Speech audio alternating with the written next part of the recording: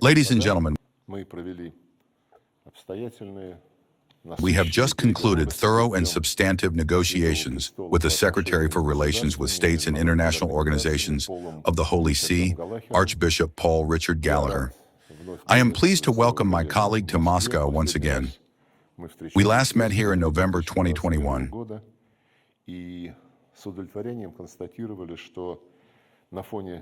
We noted with satisfaction that, despite the radical shifts in the geopolitical landscape over this period, relations between the Russian Federation and the Vatican remain trusting, friendly, and pragmatic. We welcome the upcoming meeting between the Secretary of the Holy See and the Chairman of the Department for External Church Relations of the Moscow Patriarchate, Metropolitan Anthony of Volokholamsk. It is intended to inject new momentum into the interchurch dialogue, which we support. As you know, this morning Mr. Gallagher attended a solemn wreath-laying ceremony at the tomb of the unknown soldier by the Kremlin wall.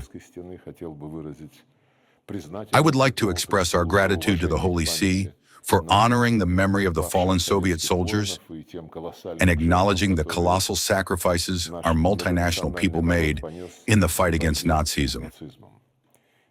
This holds particular significance amidst escalating attempts in Europe to revise the outcomes of World War II and falsify its history, and crucially, at a time when neo-Nazism is increasingly rearing its head in many European countries, including through the pumping of arms into the Kiev regime to sustain the war against the Russian Federation, our shared history, and the history of its own people. We expressed our gratitude to our colleagues for their balanced stance on the situation in and around Ukraine. We outlined Russia's principled approaches to settling the Ukrainian crisis based on eliminating its root causes. We reaffirmed our high regard for the Vatican's active engagement in resolving a number of acute humanitarian issues within the context of the conflict in Ukraine, as well as our mutual commitment to continuing bilateral cooperation in this area, including on the extremely sensitive children's dossier. To our immense regret, right in the middle of our negotiations, as happens daily, the Kiev regime continues to display blatant cruelty by carrying out strikes targeting children. Yet another bloody crime occurred just on the night of August 23rd to 24th in the Krasnodar region, Adygea, and Dagestan, where a massive attack by the armed forces of Ukraine on civilian infrastructure tragically resulted in the deaths of children. A similar drone strike targeted the city of Nizhnekamsk, where civilians, including children, were also killed. And of course, we will never forget and will continue to demand justice regarding Zelensky's bloody terrorist act in Starobelsk.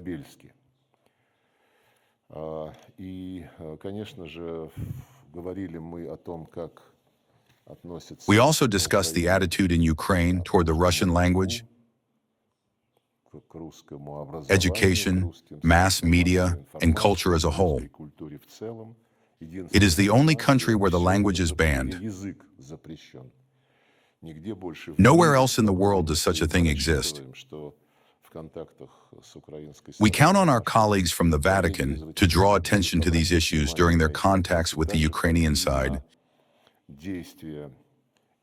just as they do with the actions of the Kiev regime, which is legislatively pursuing the dismantling of the canonical Ukrainian Orthodox Church. Incidentally, our ministry recently, literally just a few days ago, published a report titled "On the Unlawful Actions of the Kiev Regime, Targeting the Ukrainian Orthodox Church, its Clergy, and Parishioners." This is already the third report, and it is being submitted to the relevant international bodies, including the UN and the Organization for Security and Cooperation in Europe. We are also handing over a copy to our Vatican colleagues. We also spoke substantively about crisis situations in the Middle East, Africa, and other regions of the world. We are united in the belief that they must be resolved through political and diplomatic means, taking into account the root causes and the legitimate interests of all parties involved. Like the Vatican, we advocate respect for the fundamental principles of international law and the tenets of the UN Charter, which must be observed in their entirety and interrelated integrity. We noted the alignment of our positions regarding the protection of traditional values. We believe that the complex issues surrounding the application of artificial intelligence could become another area of dialogue with the Vatican.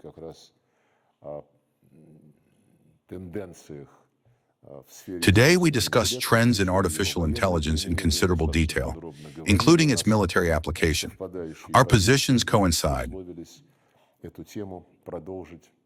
We agreed to continue examining this topic substantively at the expert level and to coordinate our actions at international events on this issue.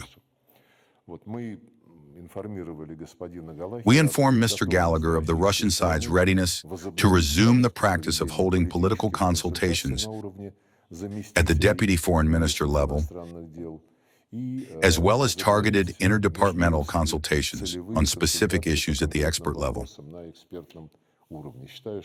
I believe this was a very productive conversation.